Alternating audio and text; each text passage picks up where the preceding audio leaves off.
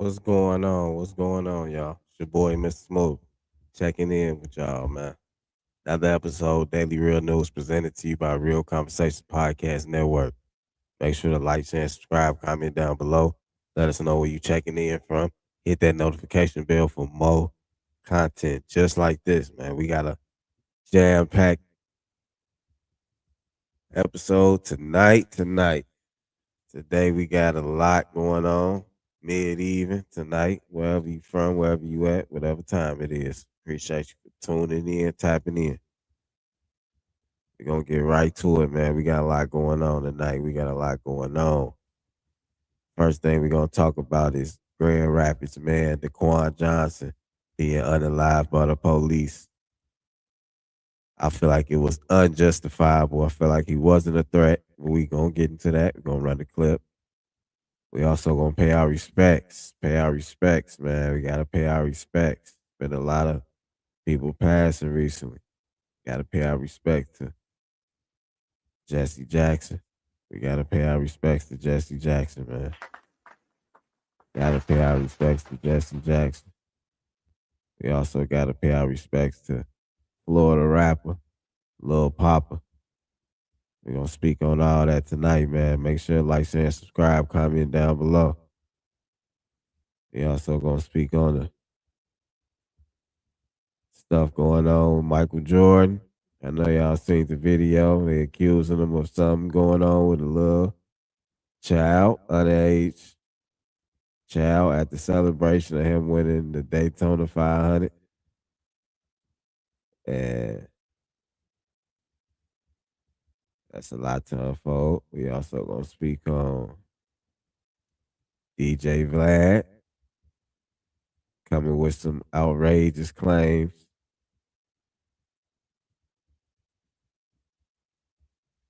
You know how Vlad be, let's get right to it. And we also gonna talk about 21-year-old college student Cal Bassa Jenna, who was missing, was discovered hanging from a tree in Georgia Park. Police say no foul play. Like always, man. We gotta get right to it, man. Like, share, and subscribe, comment down below. Yeah, man. Rest in power, Lil Poppa, man, for sure. That was a crazy story, man. Crazy story, man. So much things going on out here, man. Mental health is real, y'all. Make sure to check on y'all people. We're gonna get right into it, man. Grand Rapids man, unalived by police. I said it wasn't justified. We're gonna get into the clip. Make sure to like, share, and subscribe, comment down below. Appreciate all y'all, man. Appreciate all the support. Let's get to it, man. Daily Real News. Daily Real News. Let's go. Doing coverage of breaking news we've been following since Wednesday night. Daquan Johnson shot and killed by Grand Rapids police. And this morning, we're expecting Michigan State Police to continue their investigation into what happened. We've talked with Johnson's family, neighbors, the Grand Rapids Police Department, and community leaders about what happened. 13 on your sides. Aaron Sullivan live this morning in Grand Rapids. Aaron, good morning to you. What are we hearing from those groups? Emily, Tanner, well, a question from the community this morning is, why did Daquan Johnson have to die? We know that Johnson was riding a bike Tuesday evening after officers stopped him. While attempting to stop him, they said he wasn't complying. Now, Grand Rapids police did share this body camera video saying Johnson ran, so they used a police dog to attempt to stop him. That's when they say Johnson pulled out a gun and an officer shot him. But Johnson's family is sharing a different video this morning, saying he was on his stomach when he was killed. Well, my son, nowhere in that video was he resisting. I saw somebody laying on their stomach with a dog on their back and two police officers behind them. And then I watched them shoot my son 4 times. He wasn't just my nephew, but he was a son. He was a dad. He was a brother. He was a cousin. He was surrounded by people that loved him and that supported him. Johnson's family, as well as community members and leaders, marched in Grand Rapids calling for justice in Johnson's death. And Johnson's mother, Angelica, says she's still not been allowed to see his body. She's hoping later today she can say her final goodbyes. For now in Grand Rapids, I'm Aaron Sullivan, 13 on your side.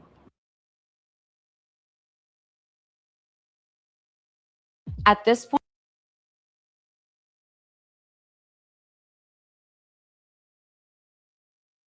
Hey, y'all have it, man. Y'all just seen that clip.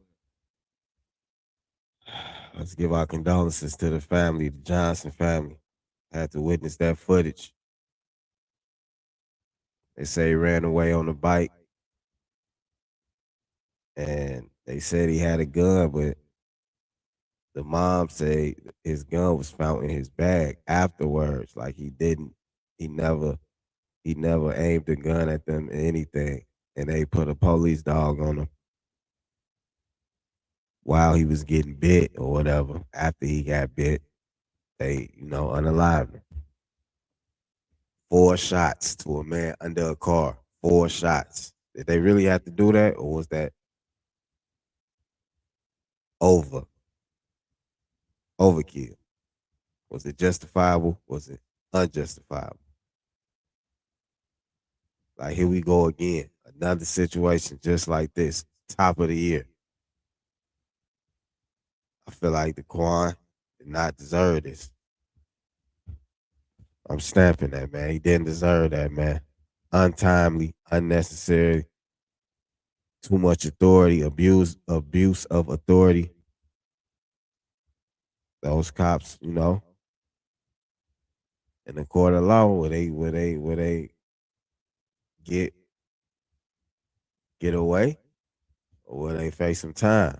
We never know. We might know years later, but the family grieving right now today. You hear what the mama said? Seeing her baby get shot on camera, on the body cam. How you think she feel about the police, or how she always felt about them? This just gonna intensify all the feelings of the whole family. Nobody should go through this, man. The world we in today is just sad, man.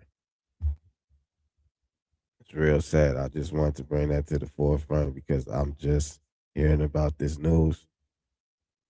Like, honestly, right a few minutes before the show started. So I just want to give condolences to Daquan Johnson family in Grand Rapids, Michigan. Daquan Johnson. I pray that your soul is at rest. I pray that your family will find peace, will heal in time. We pray that the law will be the law and handle their business like they should, right? Or it's gonna get handled in the streets. Let's be real. Let's be real, man. Shit like that go down. Ain't no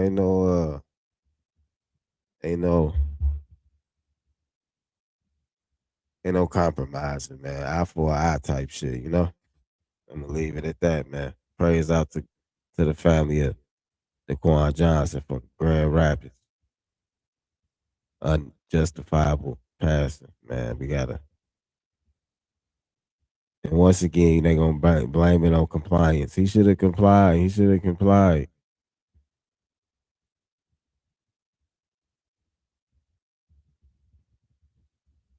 Next topic. So, like I said, it's been a lot of passings going on.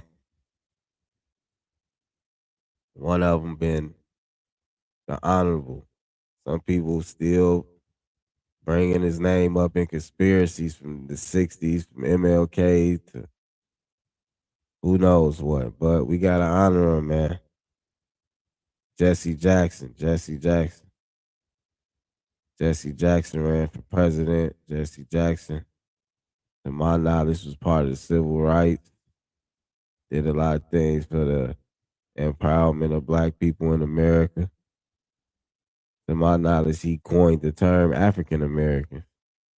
Let me know in the comments if I'm wrong, but he's been fighting for a long time for the injustice of black people. Some people will agree, some people might not agree, you know. That's to each his own, but we gonna give him the respect though. Just on being a elder, now he's an ancestor. You know, we gotta show respect when it's due, man.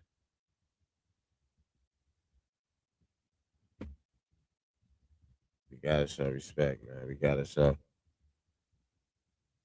gotta show knowledge to the civil right leaders and civil right contributors. You know. So right here we gonna give it up to, I don't know who should we let break it down. 'Cause I want to get like a full breakdown. The young folks don't know who Jesse Jackson is. I want to let people know. So we're gonna give it to CNN. Let them tell it. The history of Jesse Jackson, y'all. Show y'all respect, man. No troll comments. No troll comments. Let's go. Like, share, and subscribe. Daily Real News. Daily Real News. Let's go. Rest in power to the Reverend Jesse Jackson. Black History Month. Another one bites the dust. Much love, Jesse Jackson.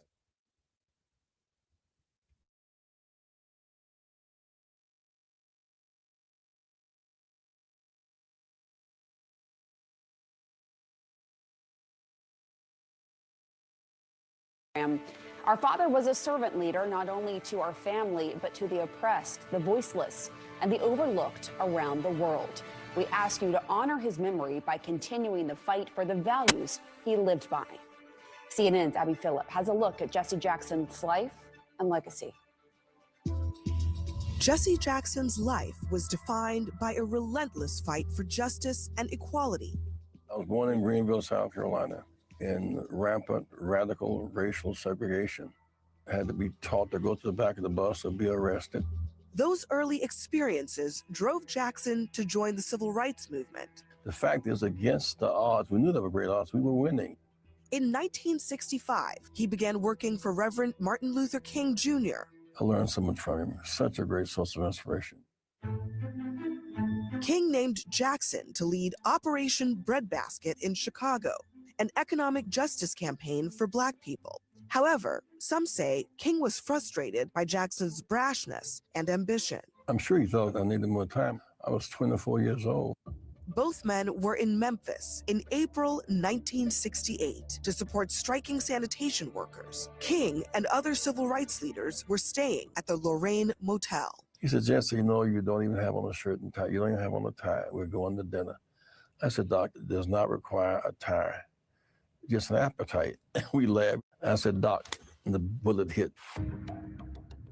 Everything changed at that moment. It was a defining moment in the history of our struggle. With King gone, his movement was adrift. Years later, Jackson formed Operation Push, pressuring businesses to open up to Black workers and customers and adding more focus on Black responsibility, championed in the 1972 concert Wattstacks. In Watts, we have shifted from burn, baby, burn to learn, baby, learn. And he expanded his own global reach too, helping to free U.S. Lieutenant Robert Goodman, who was held by Syria after being shot down, and later other Americans held in Cuba and Serbia. I learned how to negotiate as an African American growing up among white people. You have to negotiate every day. The Reverend set his sights on the White House in 1984. Milking cows an hour, they're coming back to the inner cities. So I learned a lot during that period. First thought of as a marginal candidate, Jackson finished third in the primary race with 18% of the vote. That campaign almost went off the rails when Jackson used an ethnic slur to refer to New York Jews. There's mistakes and they hurt. He ran again in 1988, this time doubling his vote count and finishing in second in the Democratic race. Keep hope alive on tomorrow night. At the time, it was the farthest any Black candidate had gone in a presidential contest. But 20 years later, when President Barack ran, we were laying the groundwork for that season. In 2017, Jackson had a new battle to fight, Parkinson's disease. But that didn't stop him. If you hold on, if your cause is right and your grip is tight, you'll make it. Late in life, he was still fighting. He was arrested in Washington while demonstrating for voting rights. His silent presence at the trial of Ahmaud Arbery's killers prompted defense lawyers to ask that he leave the courtroom. Jackson stayed. I am somebody. I am somebody. From the Jim Crow South through the turbulent 60s and into the Black Lives Matter movement, Jesse Jackson was a constant, unyielding voice for justice. May his memory be a blessing. That was CNN's Abby Phillip reporting. She even wrote a book about Jesse Jackson. Reverend Jackson is survived by his wife, Jacqueline, their children, grandchildren, and extended family. Joining us today in the group chat, Jeff Zeleny, CNN Chief National Affairs Correspondent, Chuck Rocha, Democratic strategist and former advisor to Bernie Sanders' presidential campaigns, and Ashley Davis, former White House official under President George W. Bush. Jeff, I want to start with you. You actually just finished reading Abby's book, A Dream Deferred. And we were talking about how Jesse Jackson served as sort of the bridge from Dr. Martin Luther King Jr., he was his protege, to President Obama, to present day. I mean, he kept fighting till the very end. There's no doubt about it. And the towering legacy and figure that Jesse Jackson is unparalleled in America's 20th century. Barack Obama would not have been elected as the first Black president in America without Jesse Jackson, not because they had a close relationship. They did not. It was stressed. It was filled with tension. Their family did, but this is why. Because Jesse Jackson, through his 1984 a bid for president and 1988 a candidacy for president, he literally changed the Democratic Party and changed the way Democrats elect their presidents. Gone are the smoke-filled back rooms at party conventions where the candidate was decided, but Jesse Jackson opened up that process through making it a delegate fight. And Barack Obama seized upon that in 2007 and 2008 and built a grassroots campaign that was basically the modern day version at the time of what Jesse Jackson did, particularly in 1988. So he paved the way for that, but so much more. He literally was the bridge between the two. But to Barack Obama, as I think back to covering him during my time in Chicago, he moved to Chicago in part because he wanted the Black American political experience. And Jesse Jackson was that in Chicago. He left Memphis after Dr. King's assassination, and Jesse Jackson was there. And he moved to Chicago to start the Rainbow Push Coalition, really building the broad-based modern Democratic Party. And as Chuck knows well, without Jesse Jackson, a very similar message to what Bernie Sanders did in his campaign in 2016 and 2020, economic justice, really building a broad-based coalition. So the through lines there are so important. Jesse Jackson's his fingerprints are on our politics right now at the moment as well. Yeah. And let me build off what Jeff said, because it's really, really important, because Democrats need to remind themselves today, as we live in the Trump presidency, about what Jesse Jackson did. He went out as a Black man and talked to poor white farmers. He went out and talked to union members about keeping jobs in America. He started building a coalition, to Jeff's point, before Barack Obama, about bringing together Black, brown, and poor white people to say, look, it's not left versus right, it's up versus down. And he was the one who really started that in a day when, in the back rooms, the smoke-filled rooms that Jeff talked about, was where the power lays. And some would say, I would even might say, that some of that power has reemerged when we should get back to what Jesse Jackson used to talk about, which is the workers and the Workers' Party.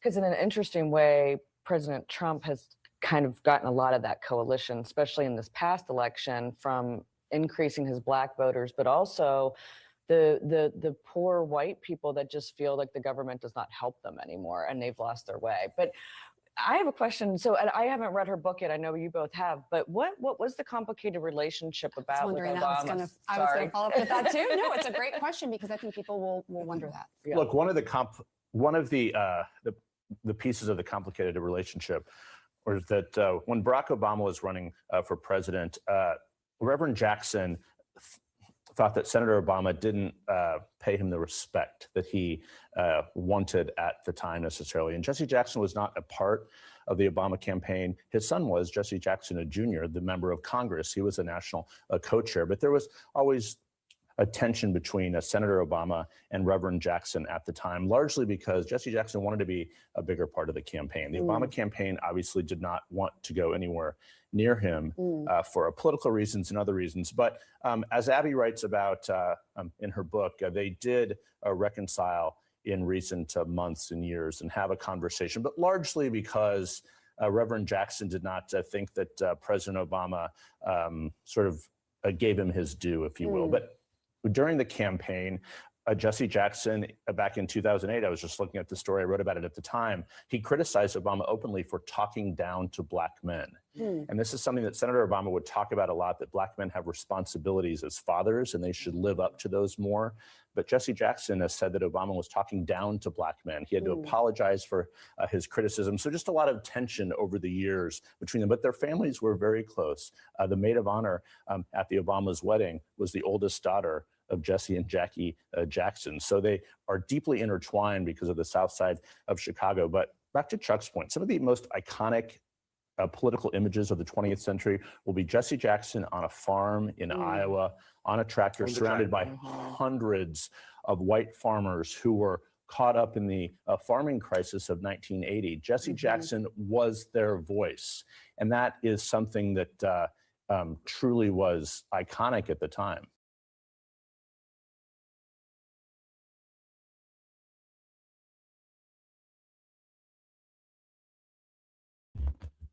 Yeah, so there y'all have it, man. Let y'all get a history lesson on this Black History Month.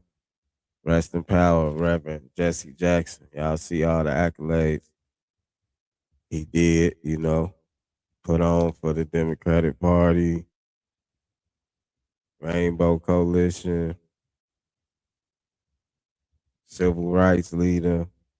Did a lot, you know, did a lot with his time. A lot of people still putting him in conspiracies like he had MLK, you know, like he had some dealings with the assassination, but you know, we ain't even got time for that. That's so old. Like we shouldn't even be really focusing on that type stuff no more. But rest in power, Jesse Jackson, man, real leader. You know, he paved the way, like they said in the video. He paved the way for Obama to be the first president, quote unquote. You know, so you gotta get your hats off to the man. Man, he did a lot for the Black community in America. So we can't take nothing away from him. Like he ain't put his life on the line. Some people say he was a part of the problem, but let's be honest, man. A lot of people can say what they want, but they ain't put their life on the line. They ain't put their money on the line. They ain't put their reputation on the line as a Black man in America for over 30 years. So, you know, even when I was younger, I had some ways feeling about him, you know. But I was like, he one of them ones. He one of them ones like a mainstream Black guy, token Black guy rather. You know what I'm saying? Like he ain't really for the people, but I was young. I was misinformed. So once we get older, we got to be more informed, searching for knowledge. And, you know, I found out a lot of other things he did as well. So, you know, think about him what you want. Just give respect due when it's due, man. Get a proper respect due when it's due, you know? So once again, rest in power to civil rights leader Reverend Jesse Jackson. We also now we gonna speak on Florida rapper Lil Poppa. We gonna speak on what happened, you know, so many conspiracies going on. Let's put a official news segment video about him. I believe this is a Florida newscast. So First Coast News. Let's give it up for them. Giving us the story. Fans around the world don't know what's going on, man, but R.I.P. Lil Poppa, man. Daily Real News. Let's get right to it. Across the U.S. are mourning the loss of a Jacksonville rapper. That's our top story tonight. Thank you for staying up with us. I'm Anthony Austin. I'm Heather Crawford. Lil Poppa, born Janarius Wheeler, has died at the age of 25. The medical examiner's office in Fulton County, Georgia, confirming his death to us. The Jacksonville native built a loyal fan base. Christina Burgess has been speaking with those who grew up with him. And Christina, they tell you that his legacy will live on. Heather and Anthony, Lil Poppa was more than just a rapper. He was a hometown dream turned reality. At just 25 years old, he built a powerful voice for himself in the music industry. Now, as friends, family, and fans try to process his sudden loss, those who grew up beside him say that he was bigger than just music. He was just a great guy. Outside of the music and the artistry, man, he was a good human. And I'll never forget him. Jacksonville native and music producer Scotty OTH says he grew up with rapper Lil Poppa, and the two shared big dreams. I was making beats, then he was making music. And 2019, 18, we ended up making, our first track together. Outside is deeper than music. That was family to me. We called each other cousins. Scotty says his grind was unmatched. Very hard worker. I ain't never seen nobody outwork Poppa. Poppa was usually the last man standing in the studio. Forever Young was Poppa's favorite song that we did together. In 2022, Lil Poppa signed with Yo Gotti's Collective Music Group, a defining moment in his career. He released several fan favorites, including Love and War, Mind Over Matter, and Happy Tears, along with projects like Almost Normal Again. Just this past Friday, he released a new single titled Out of Town Bay. Since the news of his passing broke, Lil Poppa has been trending on X. He had nearly 1 million followers on Instagram and more than 600,000 listeners on Spotify. I feel empty, but I love him. I love him to death. I always will. And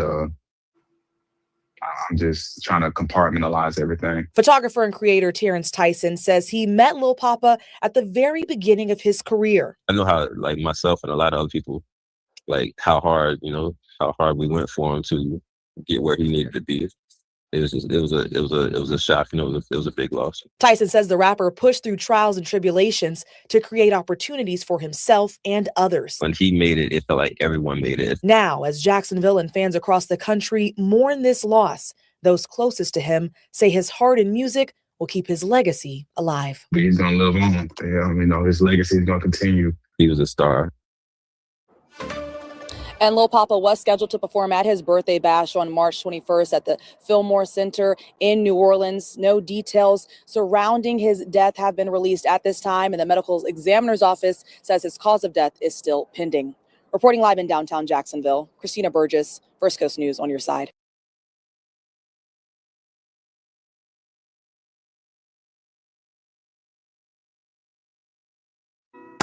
Man, what's up, everybody? Welcome back to another episode of EOS. It's 1090 Jake, man. I'm rocking with y'all rocking with me. And for this video, we're going to be speaking on the tragic death of Jacksonville rapper Lil Poppa and how it actually happened. Now, you don't have to crash to get cash. There's an app called Free Cash in which all you have to do is play video games on your phone and they will pay you. The app is fully transparent. You're going to see what you're going to make. You're going to pull out what you made. And now if you sign up with my QR code, you'll get a $5 bonus. I'm rocking with y'all and y'all rocking with me. I don't want to see y'all end up in one of my videos. So go ahead and hit that link in the description and get that free cash. Fans across the U.S. are mourning the loss of a Jacksonville rapper. That's our top story tonight. Thank you for staying up with us. I'm Anthony Austin. I'm Heather Crawford. Lil Poppa, born Janarius Wheeler, has died at the age of 25. He grew up.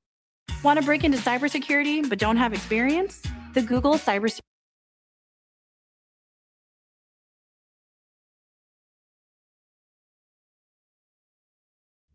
All right, y'all. Let's talk about it. Lil Poppa. Let's get right into it, man. How y'all feeling about Lil Poppa, man? They saying he was on a high-speed chase. Somebody was chasing him. Then he went to a motel and got into it with his manager. See, that first clip, that's before they knew what it was, If you up on the news, if you doing your research, they were saying it was an overdose at first. Then Come to find out, they say he offed himself. They say he took his own life, so unalived himself. So people blaming it on mental health. People saying he was being chased to get unalived. So he was panicking. He was nervous. Some people say it don't add up. It don't make sense. Some people say they always using this certain narrative. People unaliving themselves is just like a real ploy and plot and cover up for other things that's really going down. And some people just saying it's it's how the industry work, man. Your time span ain't that long. I've been hearing a lot of different angles and how people have been approaching this tragic incident, but I feel like it come down to mental health, really. If the situation what they say it is, we can never believe the news, even though this is daily real news. We giving y'all what we being told on the media. We just giving you our take on it. That's why it's daily real news. It's our real takes on news, trending topics that we approach a different way. And we feel how we feel and we stand on what we feel and we give y'all our raw opinions on what's going on. So make sure you like, share, and subscribe, comment down below. Hit that notification bell for more real opinions on daily real news. Let's go, man. Lil Poppa. Feel like it's a tragic situation. We might not never know. Once again, all these unalivings, we might not never know the true 100% fact of the situation. We got to live with that. We got to know that, unfortunately, these stories, this rap genre, we ain't new to just crazy stories out the blue of people being unalive in mysterious ways and we never knowing what happened. And we just keep building conspiracies on and on after years, year after year, year after year. The plot just thickens. We still talking about Tupac ain't alive. Tupac's still alive. So we gotta understand what type of world we in. We love to keep a conspiracy, including myself. I ain't no better than nobody else. I want to know the juicy details and all that type shit too. So let's get right to it and don't act like we don't. RP to Lil Pop is sad, man. Mental health. Check on your cousin, check on your brother, check on your sister, check on your daughter, check on your son, check on your wife, man. See how they mental doing, man. You never know what's going on till it's too late, right? So next topic. Let's get right to it, man. If y'all feeling this, make sure y'all like, sharing, and subscribing, man. Make sure y'all commenting. Whether you don't like it, my opinion or not. Let's dialogue. Let's talk about in the comments. I'm known for clapping back on the comments, man. Let's get to it, man. Let's keep the show going. So recently, y'all, if y'all ain't heard, DJ Vlad Putin, DJ Vlad the Butcher has once again got himself in a sticky situation. And once again got people talking and once again got some messy bullshit, gossip type shit going on. So allegedly, he was saying that Rock Nation paid him to side with Megan and Jay-Z got the lawyer on payroll and he did a song with the lawyer nephew and all that type madness. And he got a lot of police departments on his payroll.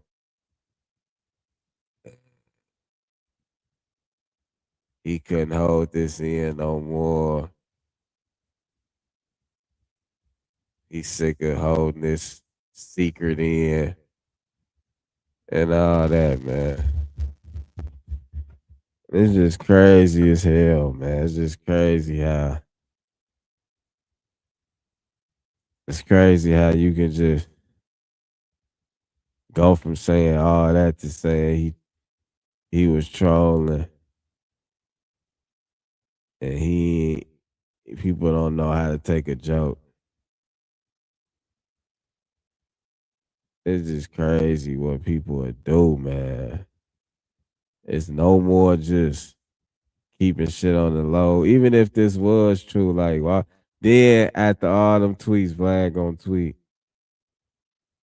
He gonna tweet something happened to me. Y'all know who did it. Like, come on now. It's crazy, dog. Like, you can't be serious, man. But we gonna go right to it, man. Make sure you like, share, subscribe, comment down below. The plot thickens, dog. The plot thickens. Media. It's all content. Let's go. When you put out this story about Tory Lanez and Rock Nation, because you said a lot of crazy things, and I don't want to tell people what you told me. I want you to tell the people. It's at about, I don't know, 13, 14 million impressions on that one tweet. Mm-hmm. Then if you count all the other, media outlets that picked it up and the TikToks and, the Instagrams and the other Twitter accounts, probably 100 million, easy. So what made you wake up, right, Uncle Murder? Mm-hmm. We was thinking, what made him wake up and want to troll today? Because it seemed like, was it trolling or what is it? What is it to you, Murder? It seemed like Vlad is trolling. I think you're trolling because I'm like, this can't be true. I don't see these guys paying him to do all of these things. But it's everywhere right now, so everybody want to know. And I'm glad you gave us the exclusive interview and all that, Vlad. Right. So tell us, because I thought you was hacked. I said Vlad got to be hacked or Vlad is trolling. So get into the story with Rock Nation and Tory Lanez, the biggest thing on the internet. Let's get into it on The Real Report. All right. So I've been talking about the Tory Lanez Megan situation right after it happened. And as the information came out, and as, Megan said that I'm going to testify, I've quoted you a lot. If you have someone that you shoot and they get on the stand and say, you shot me, right? And this woman on top of that, there's a very slim chance you will beat that in trial. You might as well just plead out. So as they're going back and forth, he's antagonizing her and, she's responding and everything else like that. I start saying in my interviews, Tory's going to jail.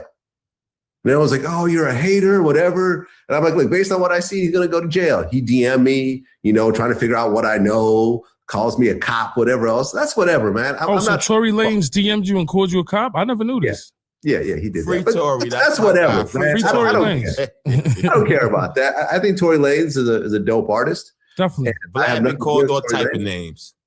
What was that? I said you've been called all type of names. All types of names. All types I of agree. names. I agree. Vlad is my friend, though. Vlad is my friend. He's my guy. He helped me with a lot of stuff with learning about this podcast thing, and he never really hated on anybody from what I see. Now, does he pick on people sometimes? He doesn't know. He does, Murder.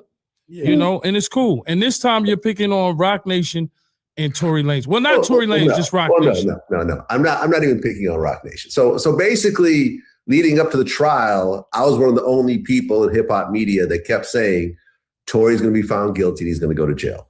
That doesn't make me a hater, doesn't make me a snitch or a cop. It's just based on the public information. I was following the trial. I'm like, he's going to go to jail.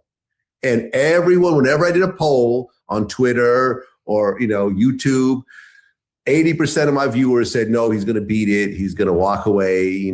She's lying, whatever. I predicted it too. Not to cut you off. I predicted it too. Remember, I said it to you. I said, when you got somebody that's saying you shot them, I don't know. The case is not looking. It's not looking good, right? Mm-hmm. So lo and behold, he gets found guilty and he goes to jail. Mm-hmm. And he files an appeal and the appeal falls through. And you think that that's the end of it. But constantly you see all this news footage that keeps coming out where it's like, yo, no, she never got shot. He actually had a press conference, like his lawyers had a press conference that said he didn't shoot her. Kelsey was shooting the gun and he hit her arm. The gun fell to the floor and fired twice. And that's how she got hit. Now, listen, man, I'm not Nicholas Irving, the Army sniper, but I have handled guns throughout my life. And I can tell you, If I threw a gun on the floor 1,000 times, I don't think it would fire twice. That don't sound too believable, but yeah, I know what you're saying. I know what you're saying. So that morning, a bunch of like Daily Loud and a bunch of other like Dama's News, I believe, and a bunch of other like media outlets that I follow starts running this video of Tory's lawyers saying that Kelsey's bodyguard has come forward and said that Kelsey's the shooter, not Tory. And everyone's going crazy over this footage. And I'm looking at this going like, this is from last May. This RP came out almost a year ago. The appeal went through and it didn't happen. The appeal was struck down. And so I posed this. I'm like, yo, you're an idiot to think that this is somehow news and that this is somehow going to overturn this. And people in the comments, yeah, but you know, Rock Nation, they bought off the jury. Now, Rock, it's really Jay-Z. Because remember, Tory's dad, like after Tory was found guilty, went on this whole rant where he was screaming about Rock Nation and Jay-Z in the courtroom and everything else like that, right? So I said, okay, listen, like this has gotten so stupid at this point that I'm going to just do a tweet where I'm going to take every conspiracy theory around this and just list it one after the other. I got paid by Rock Nation. Jay-Z paid off the jury. And he paid off the judge and did a verse for the judge's grandson. Right? Oh God. And he paid the Mexican dude to stab Tory in prison. And he paid off the doctor to say that she got shot when she really wasn't. And he paid off everyone else. Like yo, and I'm like, okay, this is so stupid that no one's gonna believe this. So you're saying the internet does what it does best. Twist stuff up, change stuff, conspiracy theories. But you know why I was trolling? Because you had to know some of the Jay-Z verse was crazy, but him getting stabbed by Rock Nation and all that might be believable to some people. It might be believable. It might be believable. So you mean to tell me that Jay-Z, where he is in life right now, right? He's a billionaire. He's considered one of the greatest ever. He's going to risk all that to pay a pedophile, a Mexican pedophile, to do a murder in prison over a guy with who's antagonizing an artist that's not even a big priority to Jay-Z. But Vlad, you're a credible. Listen, you're a credible source to the culture. Yes. So people are like, a lot of people are like confused from what I'm hearing. You know what I'm saying? It's a lot of. It's just coming from you. So people don't know if you're hacked or you was trolling or. I was not hacked, man. I was trying to prove a point, and I proved it. That no matter trying to prove whatever stupidity you put out there, there's going to be millions of people that eat it up, and I was right. No matter how stupid it is, no matter how totally unbelievable it is, there's going to be someone that eats it up. And look, millions of people ate it up. Millions. I proved my point. Did I prove my point?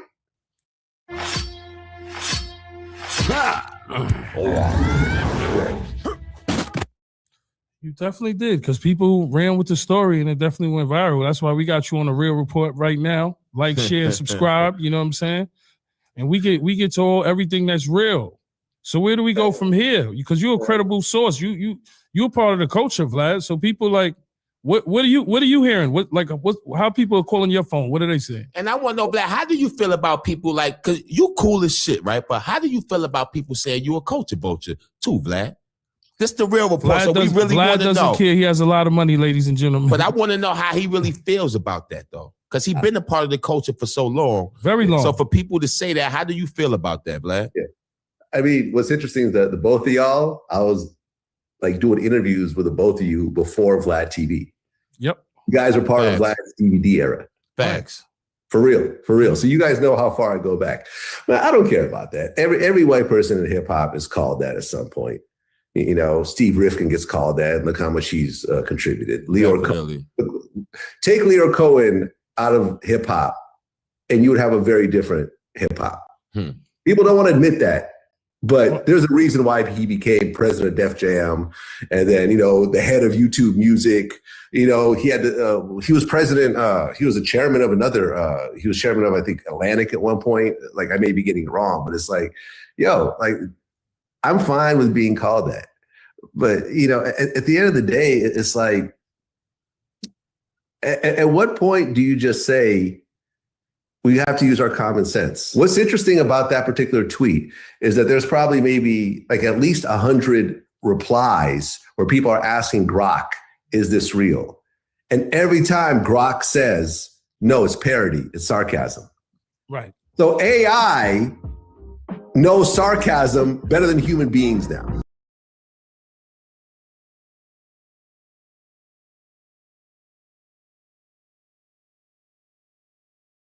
How y'all feel about that, man? DJ Vlad, man, he be full of shit a lot, man. Why he even do that? Why he even come up with all the sarcasm and all the fake news and like, why would he do that? Like, that's what I be telling y'all, man. That's some real industry plant, some real deceitful type. Let me just make the world just like Tony Ayo said, you got a powerful voice. The coach will believe a lot of things you say to be true. So why would you stir up the pot this bad just for publicity, just for likes and views and clicks? The first thing he said was the tweet got 100 million retweets or whatever. Like, come on, Vlad. Come on, man. You getting pitiful, man. Like, your interview's good enough. We love the interviews. I'm not subscribed because of the shit you did with Farrakhan years back. But that's my personal beliefs and my personal feelings about that. But it shouldn't even be about you. Like, I know it's Vlad TV, but aren't you based from an interviewing platform? You behind the camera. Now all of a sudden everybody you interview gotta interview you. Like, it's getting real tricky over there, man. But Vlad, you a piece of work, man. You a type of motherfucker that just love the attention or some shit, man. Like, is you doing it for clout now? Like, come on now, your pedigree, your work you have done in the past. Come on now. Like, the work you done in the past speaks for itself. You don't gotta do all this. You don't gotta play these roles. You don't gotta run the fake narratives and the gimmicks and the comedy shit. Like, you better than that, I thought. Honestly. To what it's worth, man. I thought you was better than that. Thought you was just being on your journalistic tip, getting news and information and interviews. The people want to see the juicy questions, the policey questions. I thought that was your lane. Now it's your lane to just stir up shit and be in the gossip sites and the blogs. Whatever, man. If y'all like it, I love it. I really don't, but let's move on, man. Let's talk about this last topic. This is fresh on the press, too. 20-year-old college student Cal B, who was missing, was discovered hanging from a tree in Georgia Park. Police say no foul play. We gotta get into this, man. Like, how y'all feel about stuff like this? Like, how do y'all feel? Like, honestly, this is crazy, man. Every time African Americans get found hanging from a tree, they always say no foul play. I do not know what this type shit be about, man. It'd be weird as hell. It'd be weird as hell for real, man. We're gonna get right to it. Shout out to Tabitha Speaks Politics.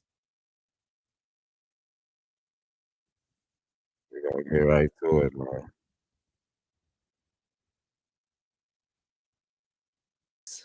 Because they put me in a different type of headspace.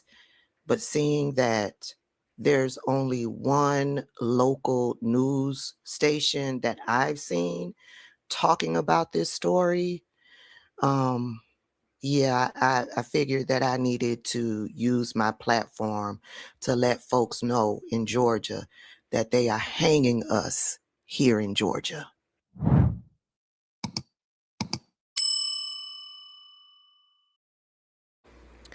This is Kyle Basinga, or Basinga. He was a student at Georgia State University here in the metro Atlanta area, 21 years old. The Beginning of February, his family reported him missing. And the other day, it was reported that a black man was found tied to a tree, dead. Turns out it was Cal, and he was hung from a tree, not tied to a tree. Cobb County police say that Cal was found dead in a wooded area in the Fair Oaks Park out in Marietta. Yeah. And if you don't know, Georgians, I believe Marietta was once a sundown town. Detectives are saying that there is surveillance video, and based on that video, they only see Cal going into the park, into this wooded area. No other individuals were seen going into this part of the park where Cal was. And based on this, they are investigating this case as a suicide pending the results of an autopsy report.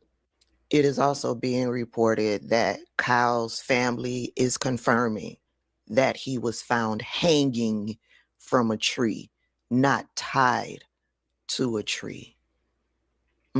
They are focusing on burying Kyle. They haven't been able to get involved in a lot of the conversation that is taking place out on social media regarding this case. Investigators are not looking into any hate crime possibilities. They aren't looking at this case as possible foul play. It's not being investigated as a homicide. It's solely being investigated as a suicide, pending the autopsy report. So as of right now, everything is on hold pending the autopsy report. I just want to make it clear that Black men do not hang themselves from trees.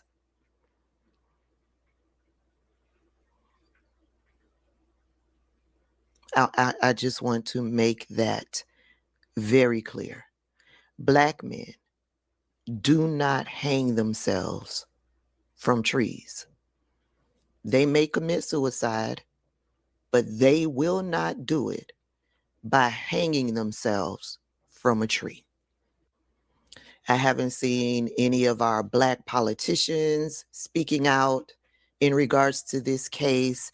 I went to the local chapter, Cobb County, the NAACP for Cobb County, the local chapter, to see if they have put out a statement. I have not seen them put out any type of statement. So yeah, as I head out, I want to remind you that Marietta was once a sundown town, and the police are investigating a Black man being hung from a tree as a suicide. No surveillance. They say they have surveillance video. It has not been released. Witnesses say that they saw him go into this wooded area alone. Us Black people, yeah, we got some questions, because we know that Black men do not hang themselves from trees.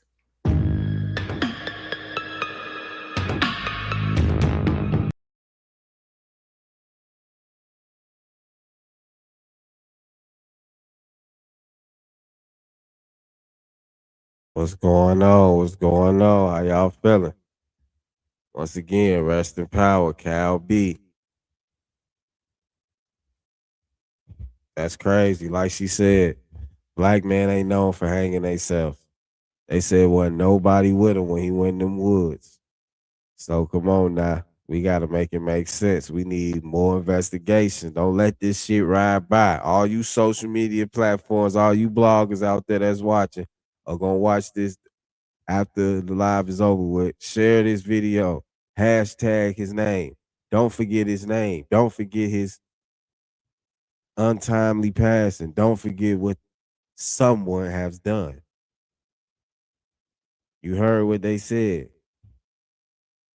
Marietta was a sundown town.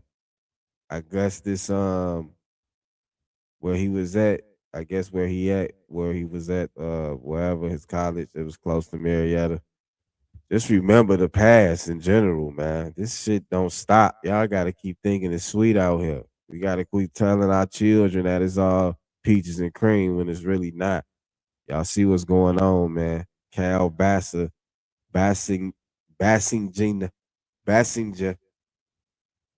Cal B. I don't want to butcher his name, man. I don't want to play with his man's name. I don't want to play with nothing that's going on in this situation. Because this is serious, man. This is how y'all furious right here. All you black organizations, all you organizations in general, missing people. Let's do some forensics. What's going on? Is it any fingerprints on this young man's body? We need answers. His family need answers, y'all. For real, man. It ain't about nothing but getting to the bottom of that situation. That could be your child, your brother, your nephew, your cousin. That can be someone father, you know? It's sad, man. 2026, we still finding black folks in America being hung, lynched. This is no damn joke, man. I don't know who giving it to y'all like this, man. Daily Real News, daily real news, man. It's your boy, Mr. Smooth. Like, share, subscribe. Hit that notification bell. Hashtag justice for Cal B. Hashtag justice for DeJuan Johnson. Hashtag rest in power Jesse Jackson. Hashtag rest in power Lil Poppa. Hashtag mental health is real. Get them hashtags flooded, man. Get them hashtags flooded out here in the comment section, y'all. Let's get to it, man. Spread the love, spread the light, spread knowledge, wisdom, wealth, encouragement. DeQuan Johnson, man. He ain't deserve that. Unjustifiable. Cal B didn't deserve that. He was only 21 years old. Let the man live, man. Let the man live. What about his mama? What about his brother? What about his family members? Can they sleep at night? Are they gonna just wither away from a broken heart? It get real in the field, man. Make sure you tell you love to who you love, man. All the special people out there. Stay connected. Stay with like-minded people, man. It's crazy out here. It's too many of these stories that's not being solved. There's not being no closure left in the case. Imagine that mama had to get that call. Your son been found hung from a tree. Come on, man. I'm going to end it like that. Like, share, and subscribe. It's your boy, Mr. Smooth, man. I appreciate y'all. Love y'all. Comment down below. Like, share, and subscribe. Let's go, man. It's your boy, Mr. Smooth. We gone. Till next time. Daily Real News. Presented to you by Real Conversation Podcast. We out. Love.